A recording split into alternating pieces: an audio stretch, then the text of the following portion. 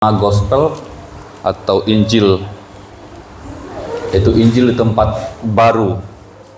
Ya, kita akan melihat nanti bagaimana Rasul Paulus berkomitmen untuk menyampaikan Injil di tempat-tempat yang baru, di tempat di mana Injil itu belum pernah didengarkan atau diperdengarkan. Roma pasal 15 ayat 14 mulai sampai ayat yang ke-22.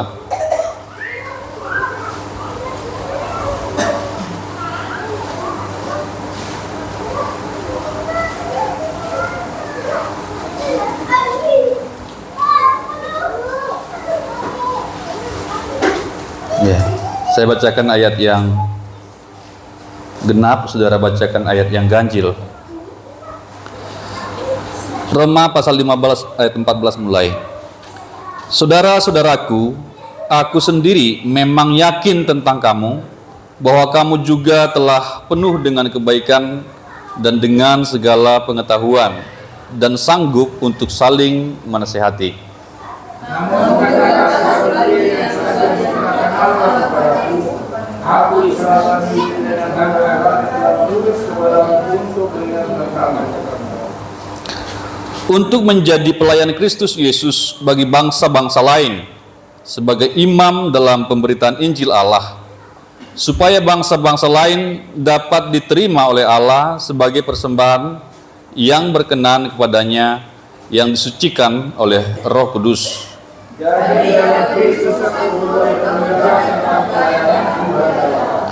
Sebab aku tidak akan berani berkata-kata tentang sesuatu yang lain, kecuali tentang apa yang telah dikerjakan Kristus melalui aku, yaitu untuk memimpin bangsa-bangsa lain kepada ketaatan dengan perkataan dan perbuatan.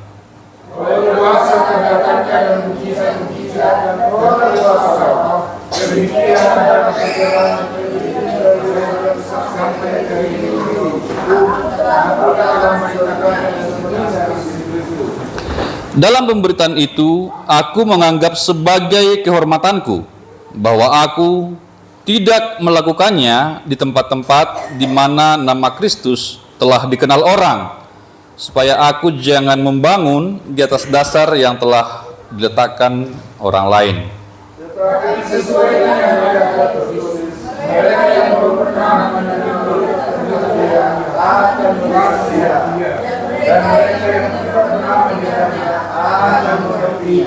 Iya. Sampai di sana pembacaan kita. Iya. Hamba Tuhan harus memiliki sikap positif terhadap jemaat, ya, atau atas jemaat. Sebagai rasul, Paulus sangat yakin akan kebaikan jemaat Roma ini. Mereka adalah jemaat yang baik yang diakui oleh Paulus.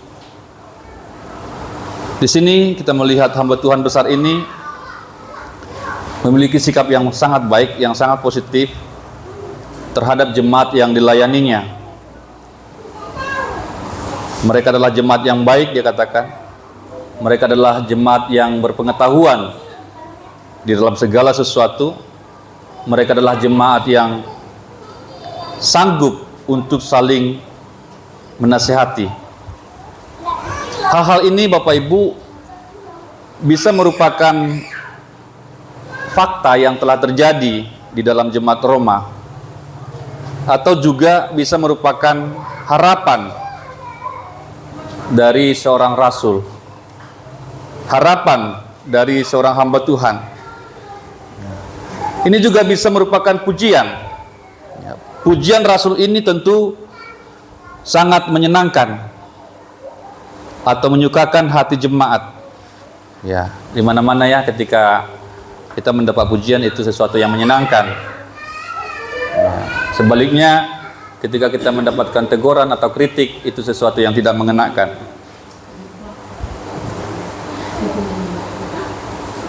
Di sini Paulus memberikan sebuah pujian, menyampaikan sebuah keyakinannya bahwa jemaat yang ia layani atau jemaat yang mendapat surat ini bahwa mereka adalah jemaat yang baik, telah penuh dengan kebaikan, dikatakan oleh Paulus, penuh dengan segala pengetahuan dan saling menasihati.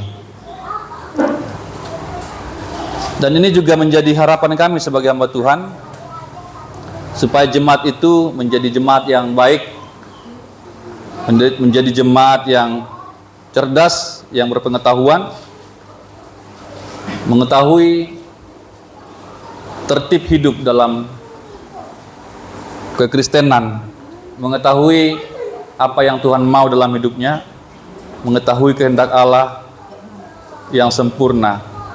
Dan juga seorang hamba Tuhan tentu mengharapkan sidang jemaat juga saling membangun, saling menasehati di mana perlu.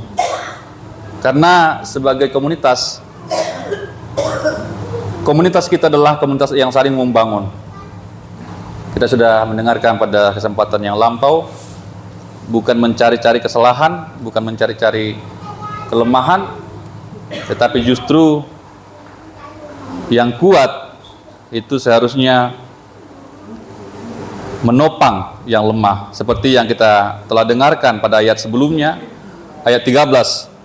Karena itu janganlah kita saling menghakimi lagi, akan tetapi lebih baik kamu mengandung pandangan ini. Jangan membuat saudara kita jatuh atau tersandung. Jangan membuat orang tersandung, jangan membuat jemaat tersandung. Ya, 19 juga dikatakan, sebab itu marilah kita mengejar apa yang mendatangkan damai sejahtera dan yang berguna. Itu ayat sebelumnya, ya. Pasal sebelumnya, ayat 19, pasal 14. Sebab itu marilah kita mengejar apa yang mendatangkan damai sejahtera dan yang berguna untuk saling membangun. Ini sama dengan ayat yang ke-14, yaitu saling menasihati. Tentu ketika sidang jemaat boleh terbuka untuk saling menasihati, maka akan terjadi kebangunan. Saling menasihati berbeda dengan saling mempergunjingkan, saling mengata-ngatain. Seharusnya ketika ada sesuatu yang salah atau yang kurang tepat, yang tidak sesuai dengan firman Tuhan, ini yang sebaiknya diambil, yaitu memanggil saudara itu atau berbicara dengan saudara itu. Sana bisa terjadi saling menasihati untuk membangun. Ya, sekali lagi, untuk membangun. Ini sikap yang positif. Ini sikap yang positif yang seharusnya juga dimiliki oleh hamba-hamba Tuhan. Dan ini pujian-pujian yang positif yang seharusnya juga terjadi di dalam sebuah jemaat. Jemaat yang baik, jemaat yang berpengetahuan, jemaat yang saling membangun. Dimanapun seorang hamba Tuhan, dimanapun seorang gembala melayani, tentu mengharapkan jemaat yang memiliki kualitas seperti ini. Ayat berikutnya 15 dan 16. 15 dan 16. Coba Desi bantu. Demikian firman Tuhan. Namun dengan agak berani di sana sini aku telah menulis kepadamu untuk mengingatkan kamu. Ya. Karena anugerah yang telah diberikan Allah kepadaku untuk menjadi pelayan Kristus Yesus bagi bangsa-bangsa lain sebagai imam dalam pemberitaan Injil Allah, supaya bangsa-bangsa lain dapat diterima oleh Allah sebagai persembahan yang berkenan kepadanya, yang disucikan oleh Roh Kudus. Iya. Karena kasih karunia yang telah dianugerahkan Allah kepadaku. Jadi dasar pelayanan adalah kasih karunia. Dasar pelayanan Rasul Paulus di sini adalah kasih karunia. Karena kasih karunia, oleh kasih karunia yang telah dianugerahkan, yang telah diberikan Allah kepadaku, aku di sana sini dengan agak berani menuliskan kepadamu. Singkat kata, melayani. Ya. Dalam hal ini mengirimkan surat, memberikan ajaran-ajaran, doktrin-doktrin yang benar. Kasih karunia adalah dasar dari pelayanan kita. Pelayanan apapun yang kita ambil dalam tubuh Kristus atau dalam gereja seharusnya adalah kasih karunia. Jangan sampai kurang, jangan sampai lebih. Jangan kita melayani Tuhan karena ingin hal-hal yang lain. Motivasi-motivasi yang tidak murni, motivasi-motivasi yang salah, karena ingin dihormati, karena ingin tampil, karena ingin mendapatkan pujian, dan banyak hal, ya, banyak motivasi-motivasi yang tidak murni dalam pelayanan. Tapi kita kembali kepada hal yang sangat fundamental, bahwa dasar pelayanan yang sejati adalah kasih karunia. Dasar pelayanan adalah anugerah. Pelayanan itu adalah anugerah dari Tuhan. Amin, Bapak Ibu. Iya. Kalau ini menjadi dasar kita, maka sepanjang pelayanan kita akan jauh atau terhindar dari motivasi-motivasi yang tidak berkenan kepada Tuhan. Ya. Kita ingat bahwa pelayanan ini dipercayakan kepada kita atau dianugerahkan kepada kita. Ini pemberian dari Tuhan. Kalau demikian, maka kita akan sangat menghargai pelayanan. Pelayanan sekecil apapun kita anggap, itu kita akan sangat hargai. Ya. Karena itu pemberian, itu kasih karunia. Seperti dalam kitab Injil, di mana Tuhan itu mempercayakan talenta kepada hamba-hambanya. Dan mereka semua menerima talenta itu. Dan kemudian ketika tuannya pergi, mereka mulai bekerja dan mengerjakan talenta itu, dan kemudian memperoleh laba. Sebuah pelayanan yang diterima atas dasar anugerah, maka pelayanan itu akan memperoleh laba, akan menjadi lebih baik. Ya, sebagaimana orang-orang yang menerima talenta dengan baik. Ya, ada 3 hamba. Hamba yang pertama menerima 5, kemudian mendapat untung 5 menjadi 10. Hamba yang kedua mendapatkan 2. Ya, ketika dikerjakan memperoleh untung atau laba 2 talenta menjadi 4. Tetapi hamba yang tidak mengerjakan dengan tepat menerima talenta itu dan menguburkannya. Ya. Ini cara atau sikap yang tidak tepat. Mengubur karunia, mengubur kemampuan, mengubur talenta yang Tuhan berikan. Talenta yang Tuhan berikan, karunia yang Tuhan berikan kepada kita, itu bukan untuk dikubur. Itu bukan untuk didiamkan, tetapi untuk dilayankan sehingga lebih besar lagi. Kepercayaan yang Tuhan berikan itu, ketika kita tanggung jawab dengan baik, maka akan Tuhan berikan yang lebih besar lagi. Amin, Bapak Ibu. Iya. Dari 2 menjadi 4, dari 5 menjadi 10. Bertambah secara kuantitas dan juga Tuhan akan tambahkan secara kualitas. Apapun yang kita kerjakan itu menjadi prinsip. Bukan hanya dalam hal yang rohani, tetapi di pekerjaan juga. Kalau kita menerima kepercayaan dengan baik dan menjalankan kepercayaan itu dengan baik di hadapan atasan kita, di hadapan bos kita, maka pasti bos itu juga akan menambahkan kepercayaan kepada kita. Karena dia melihat bahwa kita dapat dipercaya. Demikian juga pelayanan-pelayanan yang Tuhan percayakan kepada kita. Sebagaimana Rasul Paulus ini, semakin hari semakin banyak yang dia peroleh, semakin hari semakin jauh lingkup pelayanannya. Semakin hari semakin jauh dia memberitakan Injil. Dan dia memiliki prinsip yang luar biasa, yang sangat berbeda dengan hamba-hamba Tuhan yang lain. Kalau saya memperhatikan, Bapak Ibu Saudara, mungkin Rasul Paulus ini adalah hamba Tuhan yang paling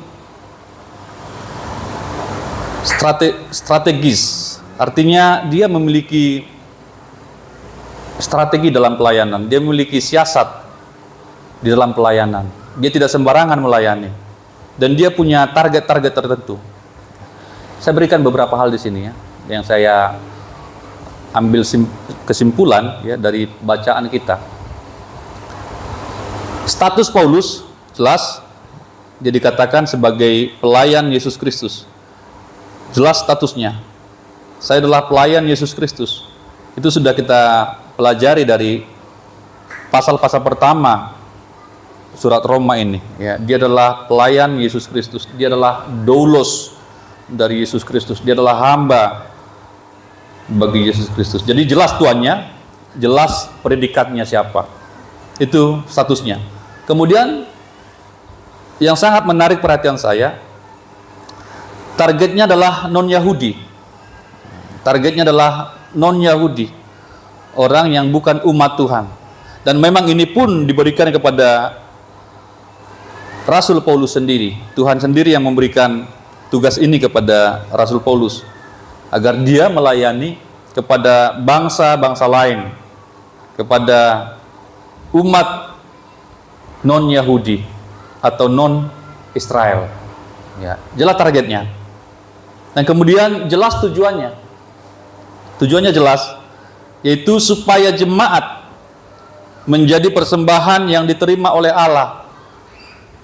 Supaya jemaat menjadi persembahan yang diterima oleh Allah. Supaya jemaat berkenan kepada Allah. Supaya jemaat dikuduskan oleh Roh Kudus. Ini tujuan dari Paulus. Semua tujuan ini saya lihat tidak ada yang bersifat jasmani, ya, semua bersifat rohani. Tujuan-tujuan rohani yang dia tanamkan dalam pelayanannya. Ya. Supaya jemaat menjadi persembahan yang diterima oleh Allah. Dikatakan dalam pasal-pasal sebelumnya bahwa kita adalah persembahan yang hidup dan kudus. Coba Desi, kita lihat kembali sekali lagi ya. Ini yang dikehendaki oleh Rasul Paulus, bahkan diminta oleh Rasul Paulus. Ayat 1 dan 2, pasal 12 ayat 1 dan 2. Karena itu, saudara-saudara, oleh kemurahan Allah aku menasihatkan kamu, supaya kamu mempersembahkan tubuhmu sebagai persembahan yang hidup, yang kudus, dan yang berkenan kepada Allah. Itulah ibadahmu yang sejati. Ya, terus? Janganlah menjadi serupa dengan dunia ini, tetapi berubahlah oleh pembaharuan budimu, sehingga kamu dapat membedakan manakah kehendak Allah, apa yang baik, yang berkenan kepadanya, dan sempurna. Iya, ini dinasehatkan oleh Paulus dan kembali ditulis dalam pasal ini. Ya, supaya jemaat Roma menjadi persembahan yang diterima oleh Allah, menjadi persembahan yang berkenan kepada Allah, menjadi umat yang kudus. Nah, ini tujuan pelayanan Bapak Ibu. Ini tujuan kami hamba-hamba Tuhan, supaya seluruh sidang jemaat itu mempersembahkan tubuhnya, ya, mempersembahkan hidupnya kepada Tuhan. Dan itu tidak bisa dilakukan oleh hamba Tuhan, tetapi kami melayani supaya jemaat itu dengan sadar, ya. Karena di sini dalam ayat 12, dalam pasal 12 ayat pertama tadi, yang diminta oleh Paulus adalah kamu, jemaat Roma, kamu mempersembahkan tubuhmu.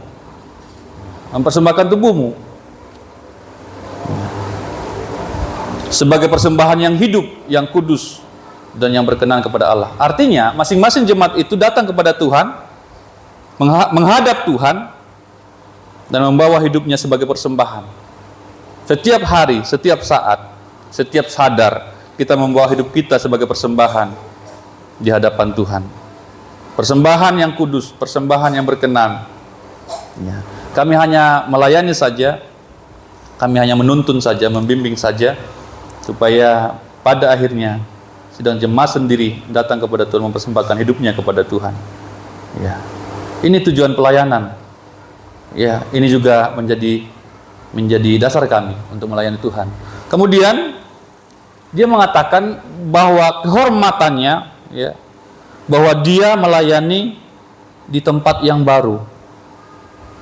Dia melayani di tempat yang baru. Ini pun bagi saya sesuatu yang luar biasa.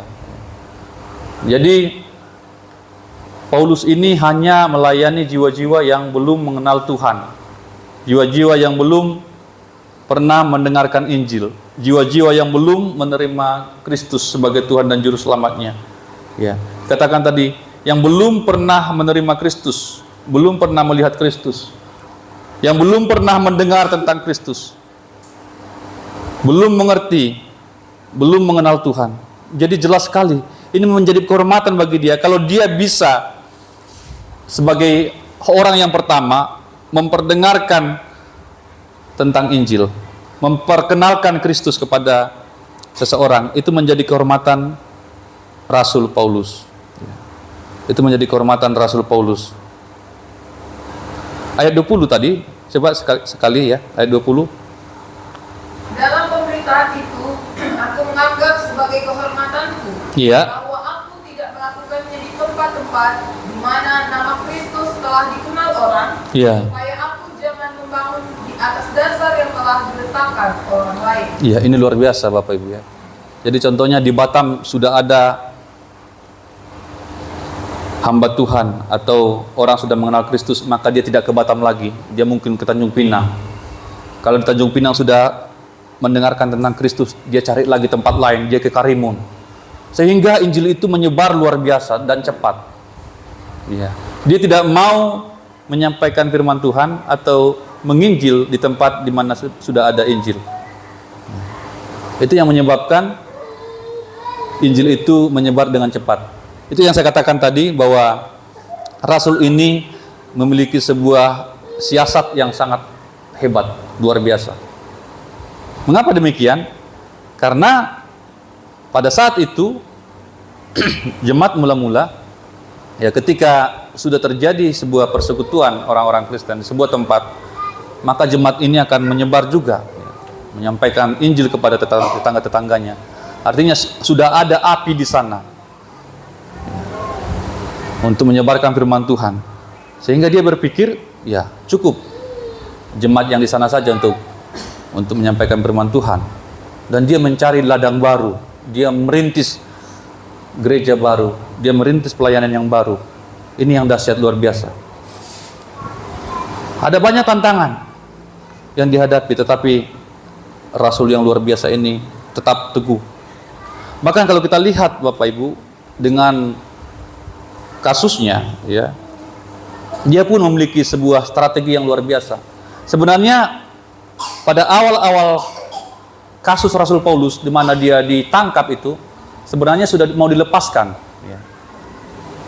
Karena ternyata terbukti Rasul Paulus tidak melakukan sesuatu yang melanggar hukum. Dia hanya menyampaikan firman Tuhan. Pada saat pertama sebenarnya dia sudah dilepaskan, dibebaskan dari semua tuduhan. Tetapi yang menarik, ya, yang menjadi siasat juga, ya, dari Rasul Paulus, dia tidak mau dibebaskan, dia tidak mau dilepaskan. Mengapa? Karena dia mau jumpa dengan kaisar. Ya, jadi kasusnya itu dimanfaatkan oleh dia untuk membawa dia berjumpa dengan kaisar. Ya, dengan raja sudah berjumpa, dengan orang-orang besar dia sudah jumpa. Oleh karena kasus itu, kalau kita baca dalam Kisah Para Rasul, ya, perjalanan Rasul Paulus itu, dia sudah dibebaskan pada saat pertama, tetapi dia tidak mau. Saya harus sampai kepada kaisar, saya harus jumpa dengan kaisar. Pada saat itu, untuk jumpa dengan kaisar itu tidak mudah. Tidak mudah, tidak sembarangan. Dia adalah orang yang luar biasa pada saat itu, yang diagungkan, bahkan didewakan, dipertuhan pada saat itu. Tetapi kita melihat bahwa apa yang menjadi tujuan Rasul Paulus itu tercapai. Dia sampai kepada kaisar dan bisa berbicara kepada kaisar. Wah, luar biasa. Itu tujuan dia. Ketika dia bisa berbicara kepada kaisar, bisa menyampaikan Injil kepada kaisar, ya, soal percaya apa tidaknya itu bukan lagi dalam domain dia atau dalam kapasitas dia, tetapi yang maksimal sudah dia lakukan. Dia berbicara kepada kaisar, membela dirinya di hadapan kaisar. Tentu dalam pembelaan itu atau dalam pledoi itu dia menyampaikan firman Tuhan juga. Pada saat-saat sebelumnya dengan Raja Agripa, ya, hampir juga Raja Agripa percaya kepada apa yang disampaikan Paulus. Padahal dia sedang berkasus itu, tetapi kasusnya itu dia gunakan, ya, pengadilan itu dia gunakan untuk menyampaikan firman Tuhan, untuk memberitakan Injil. Jadi Rasul ini luar biasa saya lihat, dan tidak ada satu pun yang bisa menghentikan dia. Ada banyak surat Rasul Paulus yang ditulis di dalam penjara. Ketika dia tidak bisa berkeliaran bebas, tidak bisa berbicara dengan bebas, maka dia menulis surat dan menjadi firman Tuhan yang kita kenal. Contohnya surat Filipi, ya. Surat Filipi juga ditulis di dalam penjara. Dan penjara pada saat itu bukan penjara yang sederhana, yang baik seperti yang kita kenal sekarang ini, tapi penjara yang luar biasa, ya, yang menyakitkan sekali. Tetapi dia bisa menulis di sana. Bahkan dalam surat Filipi, temanya itu adalah sukacita. Temanya sukacita, tetapi ditulis di dalam penjara. Dia tidak meminta penghiburan dari jemaat, dia tidak meminta penghiburan dari orang lain. Justru dia menghibur pada saat dia di penjara. Memang luar biasa sekali militansi dari Rasul Paulus ini. Ketika dia tidak bisa berbicara secara langsung, dia menulis. Ketika dia tidak bisa menulis, dia berdoa. Pokoknya yang dia pikirkan adalah supaya jemaat, ya, bisa menjadi persembahan yang kudus, yang berkenan kepada Allah. Ayat berikutnya, ayat 17, silakan Desi. Jadi, dalam Kristus Yesus, aku boleh berpegang tentang pelayananku bagi Allah. Iya, saya ambil poin dari ayat ini. Kristus adalah dasar kemegahan kita. Kristus adalah dasar kemegahan kita. Di dalam hidup ini tidak boleh ada yang membuat kita bermegah atau bangga melebihi Kristus. Kita harus bangga dalam menunaikan tugas pelayanan yang dipercayakan kepada kita. Menemukan kerajaan Allah akan mengubah seluruh cara pandang kehidupan kita, mengubah perspektif hidup kita. Ketika kita baca dalam perumpamaan di Injil, Bapak Ibu, di mana orang menemukan kerajaan Allah itu diumpamakan seperti seseorang yang menemukan harta terpendam. Ketika dia menemukan sebuah harta terpendam di sebuah ladang, maka dia cepat-cepat menguburkan harta terpendam ini supaya jangan ada orang yang menemukan kembali. Dan dia pulang ke rumah menjual segala miliknya untuk membeli ladang itu. Artinya apa? Artinya bahwa harta terpendam itu melebihi dari semua harta yang dimiliki. Itu gambaran dari penemuan kerajaan Allah. Ketika seseorang menemukan kerajaan Allah, maka segala sesuatu yang dianggap selama ini adalah yang baik atau yang dia bangga-banggakan, tidak ada apa-apanya. Tidak ada apa-apanya. Kemudian ada juga perumpamaan yang diberikan oleh Yesus. Bagaimana seorang menemukan mutiara yang indah. Ini juga merupakan gambaran seseorang yang menerima atau menemukan kerajaan Allah.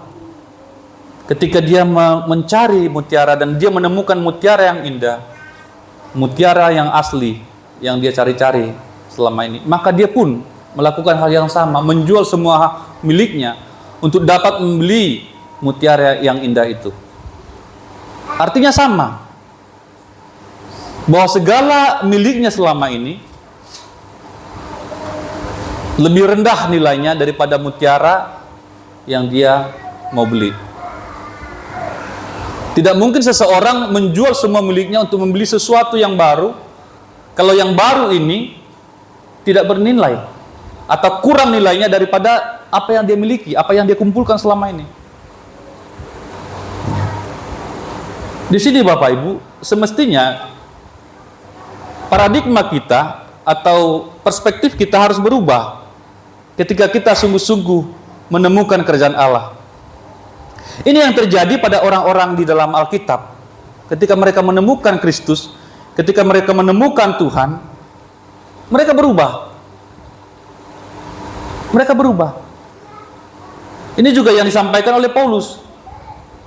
Ketika Paulus mengenal Kristus, Paulus katakan, semua yang dulunya kuanggap berharga, sekarang kuanggap sampah, karena pengenalanku akan Kristus. Sebelum seseorang bisa sampai di titik ini, berarti pengenalan kita pada Kristus itu belum tepat. Orang yang mengenal Tuhan pasti berubah hidupnya. Amin. Iya, seringkali kita jalan aja, tetapi tidak ada yang berubah dalam hidup kita. Ya, kita mengaku mengenal Tuhan, kita mengaku menemukan Tuhan, tetapi nyatanya hidup kita tetap sama saja. Semua orang yang menemukan Tuhan dalam Alkitab berubah. Rasul Paulus yang tadinya sangat kejam, membunuh orang-orang yang mengikut Kristus, mengejar mereka, ya, membinasakan mereka, tetapi sejak dia ketemu dengan Kristus, semua berubah. Ya. Dia ditangkap oleh Kristus dan dia sungguh-sungguh berubah dari yang jahat menjadi orang baik, dari yang membenci Injil, membenci Kristus, sekarang menjadi pelayan Kristus. Ya. Sekarang bagi dia Kristus adalah seluruh kemegahannya, seluruh kemegahan yang dia miliki selama ini, yang dia anggap luar biasa, sekarang tidak ada apa-apanya lagi. Semua kuanggap sampah, dikatakan. Kita harus tiba pada momentum itu, ya, di mana kita sungguh-sungguh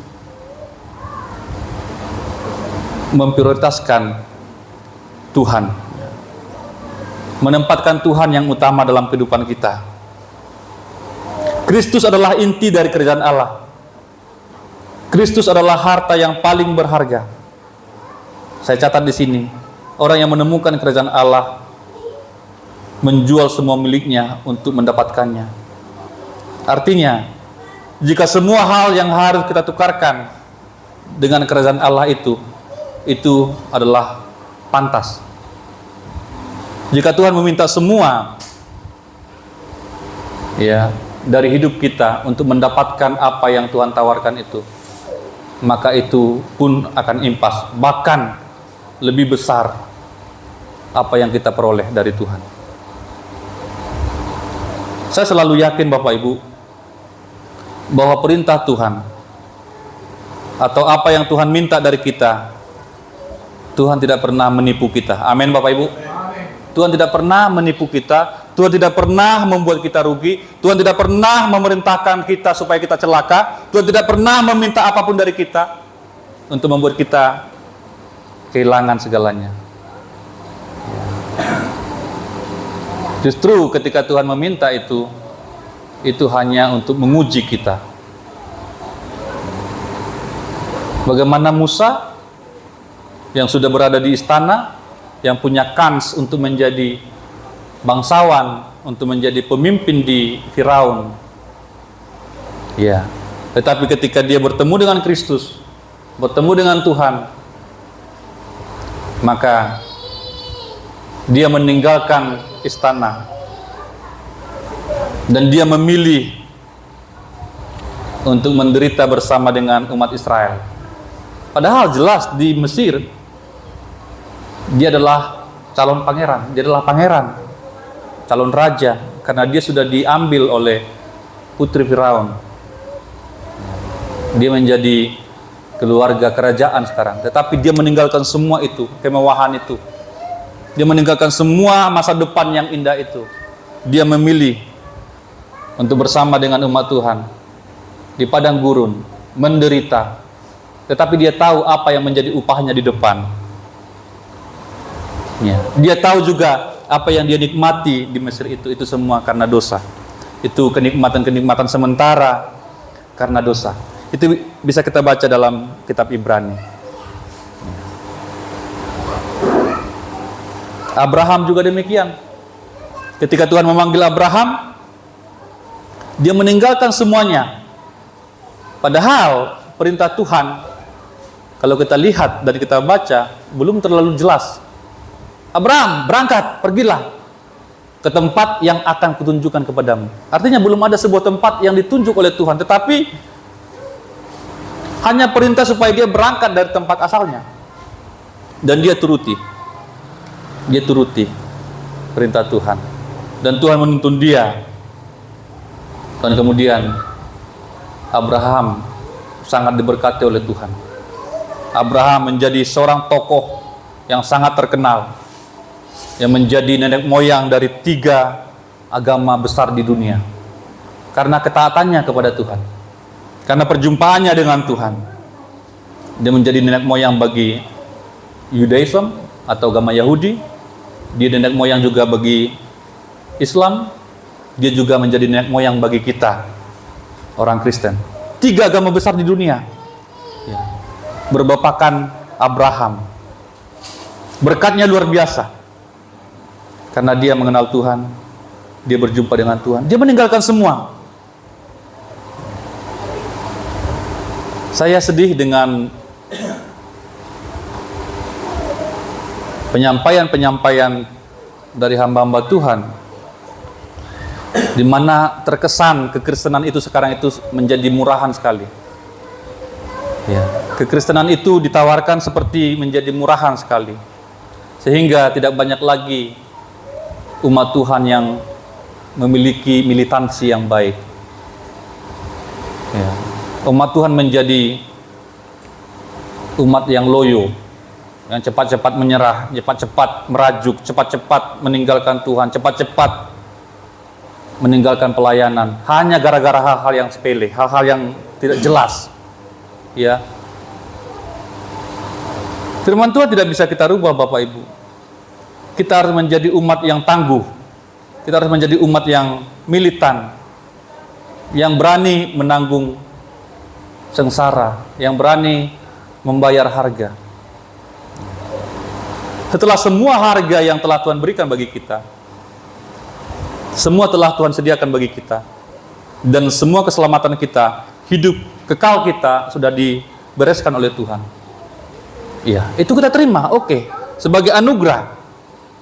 Kita terima keselamatan sebagai anugerah, kita terima kehidupan kekal sebagai anugerah, dosa kita dihapuskan, itu semua anugerah. Iya. Tetapi tidak cukup di situ, Bapak Ibu. Setelah kita menjadi umat Tuhan yang dimeteraikan, maka hidup kita juga bagi Tuhan. Amin. Amin. Karena hidup Tuhan udah bagi kita. Tuhan sudah mati bagi kita, sudah berikan segalanya bagi kita. Maka timbal baliknya supaya impas, hidup kita juga bagi Tuhan. Itu yang dimaksud persembahan kepada Tuhan. Jemaat itu menjadi persembahan bagi Tuhan. Karena selalu diawali oleh Tuhan. Tapi sekali lagi, untuk hal-hal seperti ini, ya, orang sekarang sudah menolak. Ya. Manusia sekarang ingin mudah saja, ingin yang gampang saja, ingin yang enak saja. Tetapi Alkitab ini tidak dapat kita ubah. Tokoh-tokoh dalam Alkitab ini adalah tokoh-tokoh yang mengalami banyak penderitaan. Tetapi mereka menderita, mereka sukacita, Bapak Ibu. Paulus mendapat banyak penderitaan, banyak tantangan, banyak masalah. Ya. Kalau kita lihat dan kita baca itu, penderitaan Paulus itu luar biasa. Ya. Tetapi dia selalu memberikan tulisan-tulisan, menyampaikan firman Tuhan. Kita lebih dari pemenang. Di dalam segala perkara, aku dapat menanggungnya. Aku dapat menanggung segala perkara dalam Kristus. Ya. Hidupku adalah hidup yang berguna. Sekarang hidupku adalah Kristus sendiri. Dia menanggung semua derita itu. Tetapi tulisannya kita lihat tidak ada yang cengeng. Tadi saya sampaikan contohnya tulisan Filipi atau surat Filipi itu ditulis di penjara, di mana seharusnya dia mencari penghiburan atau menunggu penghiburan dari orang lain. Tetapi dari situ, dari penjara, dia menuliskan sebuah surat yang bertemakan bersukacitalah. Ini sesuatu yang tidak wajar, Bapak Ibu. Bagaimana mungkin orang yang di penjara masih menyuruh orang bersukacitalah? Ya, ayo bergembiralah. Kalau tidak bertemu dengan Tuhan, itu mustahil. Tetapi ketika seseorang bertemu dengan Tuhan, menemukan Kristus, menemukan kerajaan Allah, maka hidupnya berubah, cara berpikirnya berubah. Dia memandang ke depan, tidak lagi suka memandang samping kiri, samping kanan, tapi lurus ke depan. Tidak mudah tersandung, tidak mudah kecewa.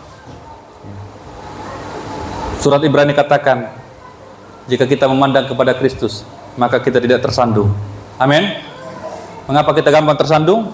Karena melihat manusia. Selama kita fokus ke depan, melihat kepada Kristus, maka kita bisa berjalan terus. 18-19, Desi, silakan.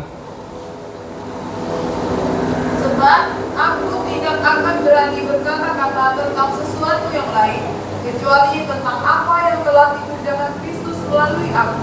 Ya. Yaitu untuk memimpin bangsa-bangsa lain kepada ketaatan dengan perkataan dan perbuatan, dengan kuasa tanda-tanda dan mujizat-mujizat oleh kuasa Roh Allah. Iya. Demikianlah dalam perjalanan keliling dari Yerusalem sampai ke Ilirikum, aku telah memberitakan sepenuhnya Injil Kristus. Iya. Iya. Saya catat di sana, karya Kristus oleh kita adalah validasi dari berita kita. Dan Injil Kristus adalah berita kita. Jadi Paulus ini sungguh-sungguh dipakai oleh Tuhan. Sungguh-sungguh menjadi alat Tuhan untuk memimpin bangsa-bangsa lain kepada Tuhan, kepada ketaatan dikatakan. Ya. Sebenarnya kalau kita melayani Tuhan, kita hanya alatnya Tuhan. Ya. Makanya bukan kemegahan kita. Tadi sudah kita lihat dalam poin sebelumnya. Kristuslah yang menjadi kemegahan kita. Kristuslah yang menjadi dasar kemegahan kita. Mengapa demikian? Karena sebenarnya semua pelayanan yang kita terima itu karena kasih karunia. Ya. Dan kita adalah alat saja. Ya. Tidak ada satu alat pun, sehebat apapun alat, tidak ada yang bermegah. Ya. Namanya alat itu hanya bisa berfungsi kalau dia difungsikan. Sama juga dengan kita. Kita hanya bisa berguna di dalam kerajaan Allah jika Tuhan memakai kita. Amin. Sehebat apapun kita, secanggih apapun kita, sepintar apapun kita, kalau Tuhan tidak pakai, ya tidak menjadi apa-apa. Mau sebesar apapun kita, setinggi apapun pangkat kita atau gelar kita, kalau Tuhan tidak pakai menjadi alatnya, ya kita tidak berguna. Kita tidak berguna. Tetapi sesederhana apapun kita, kalau kita berada di tangan Tuhan yang kuat, kita menjadi alat yang berguna. Amin. Di sini Rasul Paulus mendapatkan banyak sekali, ya, karunia. Tuhan memakai dia melalui perkataannya, melalui perbuatannya.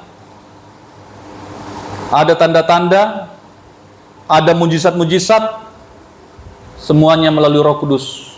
Ya. Tuhan memakai Paulus luar biasa. Dia membuat mujizat, dia membuat tanda-tanda. Dia berkata-kata dengan penuh hikmat. Perbuatannya juga menjadi teladan. Dia selalu melayani dengan kuasa Roh Kudus. Tetapi selalu dia merendahkan diri bahwa semua itu adalah karya Tuhan. Bukan karena hebatnya dia. Dia hebat luar biasa. Tetapi dia sudah sampaikan kehebatannya selama ini, gelar-gelarnya selama ini, pendidikannya selama ini. Dia adalah mahasiswa paling hebat, ya, di bawah guru Gamaliel. Ya, dia luar biasa, ahli Farisi yang paling top dalam perguruannya. Tetapi sekarang dia sudah lupakan semua itu. Ya, dia memandang kepada Kristus. Dia datang kepada Kristus untuk dipakai oleh Kristus. Tuhan akan memakai kita secara luar biasa, Bapak Ibu. Kalau kita mau meninggalkan semua apa yang kita anggap sebagai kebanggaan. Tuhan akan memakai kita luar biasa kalau kita meletakkan semua itu dan tidak mengandalkan semua kebanggaan-kebanggaan yang selama ini. Tetapi datang kepada Tuhan, merendahkan diri di hadapan Tuhan. Sehingga kita menjadi bejana yang dahsyat luar biasa dipakai oleh Tuhan. Biar Tuhan yang memakai semua yang ada pada kita. Tetapi bukan kita sendiri yang membangga-banggakan itu. Ya, Tuhan memakai semua apa yang ada pada Paulus. Tetapi sekarang sudah berbeda sekali. Bukan lagi karena dia menonjolkan diri. Tetapi semua yang ada pada dia dibaharui oleh Tuhan, dimurnikan oleh Tuhan. Dia tetap menjadi rasul yang sangat cerdas. Bahkan kalau boleh saya katakan mungkin yang paling cerdas di antara semua rasul. Meskipun dia tidak secara langsung bertemu atau dididik oleh Yesus. Karena dia menjadi rasul setelah Yesus terangkat ke surga. Tetapi Tuhan punya cara tersendiri untuk mendidik Rasul Paulus menjadi rasul yang luar biasa. Ya. Dan semua hal ini menjadi karya Kristus dalam hidupnya. Tuhan memakai dia dengan tanda-tanda, dengan mujizat, dengan kuasa, bahkan pernah juga membangkitkan orang mati. Ya. Banyak hal yang dilakukan, tanda-tanda ajaib. Semua oleh karena Tuhan. Terakhir 20-21 Desi. Dalam pemberitaan itu aku menganggap sebagai kehormatanku bahwa aku tidak melakukannya di tempat-tempat karena nama Kristus telah dikenal orang, supaya aku jangan membangun di atas dasar yang telah diletakkan orang lain. Tetapi seperti ada tertulis, mereka yang belum pernah menerima berita tentang dia akan melihat dia, dan mereka yang belum pernah mendengarnya akan mengerti. Iya. Saya buat satu poin di sana. Sasaran pelayanan Paulus adalah orang yang belum mengenal Kristus. Sasaran pelayanan Paulus adalah orang yang belum mengenal Kristus. Sekali lagi, ini merupakan strategi penginjilan Paulus yang konsisten. Ia berkeinginan untuk menjangkau orang kafir di luar bangsanya yang belum pernah memiliki kesempatan untuk mendengar dan menerima Injil. Itu yang menjadi target dia. Ia biasanya memilih kota-kota Romawi yang besar dan berlokasi strategis, sehingga gereja yang berdiri dapat menginjili dan memuridkan wilayahnya.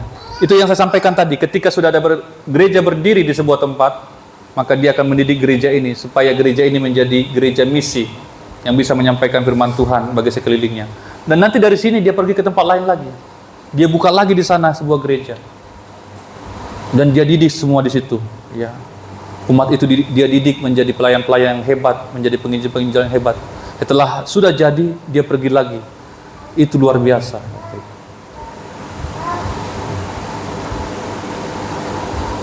Bagi kita sekarang ini menjadi mimpi saya juga, ya. Minimal kedepannya itu jemaat kita itu heterogen, ya. Artinya bukan hanya orang Batak, ya. Nah, kita harus siap-siap semua. Mungkin belajar budaya yang lain, belajar bahasa orang lain, belajar menyapa orang yang berbeda dengan kita. Saya sangat bermimpi, Bapak Ibu, gereja kita penuh dengan jiwa-jiwa yang berbeda. Ya, ada orang Jawa di sana, ada orang Nias di sana, ada Tionghoa, Karena gereja ini adalah gereja untuk semua. Amin. Iya. Itu menjadi mimpi saya, dan kita akan bekerja bersama-sama untuk melayani Tuhan dengan konsep seperti itu, sehingga semua orang boleh mendengarkan Injil. Ya. Terakhir saya tutup di sini. Ini juga adalah perkataan Yesus sendiri sebelum nanti Dia datang kembali. Kita baca bersama-sama kalimat terakhir saya untuk menutup perjumpaan kita. 1, 2, 3. Injil harus diberitakan di seluruh dunia. Dikatakan oleh Yesus dalam Matius pasal 24 itu. Maka Injil kerajaan ini harus diberitakan ke seluruh dunia. Baru tibalah kesudahannya. Ya. Kedatangan Tuhan yang kedua kali. Ya, salah satu adalah menuntaskan amanat agung. Ya, sebelum Tuhan datang kembali, kita harus menuntaskan amanat agung, menyampaikan Injil ke seluruh dunia. Ini firman Tuhan bagi kita pada malam hari ini. Kita berdoa. Bapak akan bersyukur buat malam hari ini kami